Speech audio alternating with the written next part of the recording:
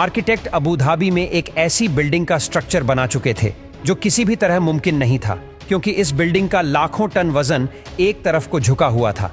ये capital gate building का structure था जिसको अबू धाबी के शेख खलीफा बिन जायद अल नाहयान की फरमाइश पर बनाया गया था। कैपिटल गेट का डिजाइन एक ऐसा डिजाइन था जो फिजिक्स के लॉस को तोड़ने के बिल्कुल करीब करीब था। इसी वजह से इंजीनियर्स को यह खौफ था कि कैलकुलेशन से थोड़ा भी वजन बढ़ाया गया तो बिल्डिंग का यह स्ट्रक्चर एक ही पल में ढेर भी हो सकता है। उस टाइम अबू धाबी के खलीफा की तरफ से कंस्ट्रक्शन टीम को एक पैगाम आया जिसमें उनको इस बिल्डिंग के टॉप पर एक हेलीपैड भी चाहिए था, लेकिन बिल्डिंग का लोड तो पहले ही अपनी एक्सट्रीम लिमिट पर था।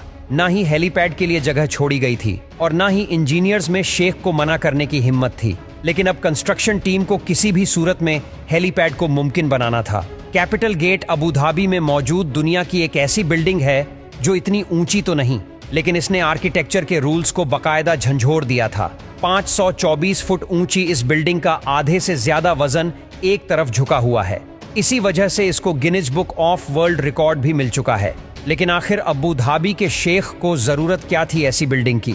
दरअसल दुनिया भर में एक के बाद एक यूनिक स्ट्रक्चर बनाने की रेस चली हुई है, और इस रेस में हिस्सा लेने के लिए और दुनिया भर के टूरिज्म को अट्रैक्ट करने के लिए 2007 में अबू धाबी के खलीफा भी मैदान में उतर आए। उनको एक ऐसी बिल्डिंग बनानी थी जिसको देखने दुनिया भर से लोग आए।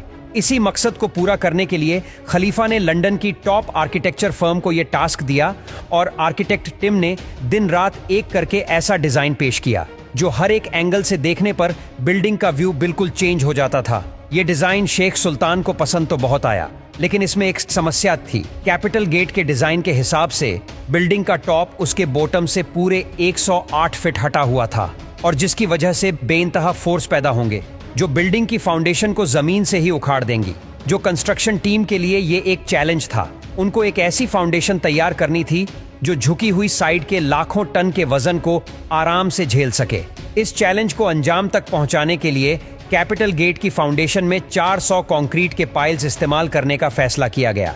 यानी इस बिल्डिंग का सारा लोड लोहे के मोटे मोटे पाइप्स और उनके अंदर भरे कंक्रीट पे डाला जाने वाला था। जिस साइड पर बिल्डिंग झुकेगी उस साइड के फाउंडेशन पर 200 पाइल्स लगाए गए, जबकि दूसरी साइड पाइल्स की लेंथ ज्यादा रखी गई, जिनको जमीन के अंदर ही मौजूद बड़े बड़े पत्थरों में ड्रिल करके घुसाया गया।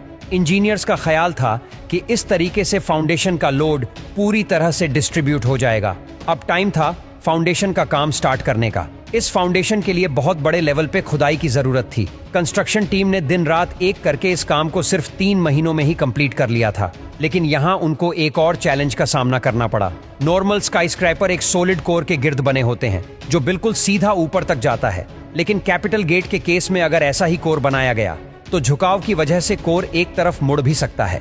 इस मसले से निपटने के लिए इंजीनियर्स ने कैपिटल गेट के कोर को सीधा नहीं बल्कि कर्व्ड बनाया, और कोर मुकम्मल होने के बाद बिल्डिंग का बकाया हिस्सा इसके इर्द गिर्द फिट किया गया।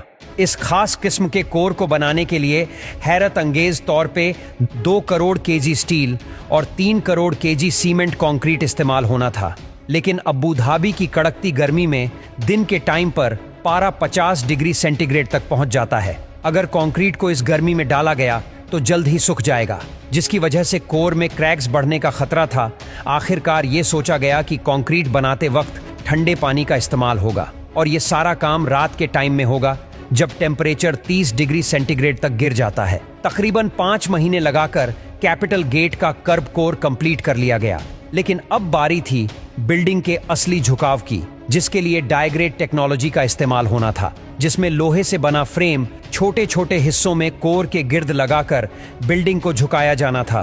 टोटल 720 लोहे के बड़े बड़े फ्रेम्स बनाने थे, लेकिन बिल्डिंग की शेप की वजह से हर एक फ्रेम को अलग से डिजाइन करना था। ये काम अंजाम देने के लिए शाहजहां की एक स्टील मैन्युफैक्चरिंग कंपनी को ये टास्क दिया गया। आखिरकार वर्कर्स की अंत तक मेहनत के नतीजे में कैपिटल गेट का डायग्रेड भी कंप्लीट हो गया, और साथ साथ विंडो पैनल्स लगने का काम भी चलता रहा। बिल्डिंग अब हैंडओवर के बिल्कुल करीब ही थी कि अचानक अबू धाबी के खलीफा के ऑफिस से एक मैसेज आया, जिसमें उन्होंने कैपिटल गेट के टॉप पर एक हेलीपैड की फरमाइश कर दी।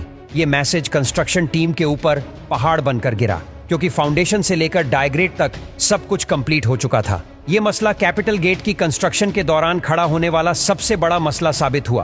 कैलकुलेशंस के बाद ये नतीजा निकाला गया कि स्ट्रक्चर हेलीपैड का वजन तो बर्दाश्त कर लेगा, लेकिन स्ट्रक्चर का डिजाइन कुछ ऐसा है कि तेज हवा के वजह से हेलीकॉप्टर लैंडिंग वक्त क्रैश भी हो सकता है।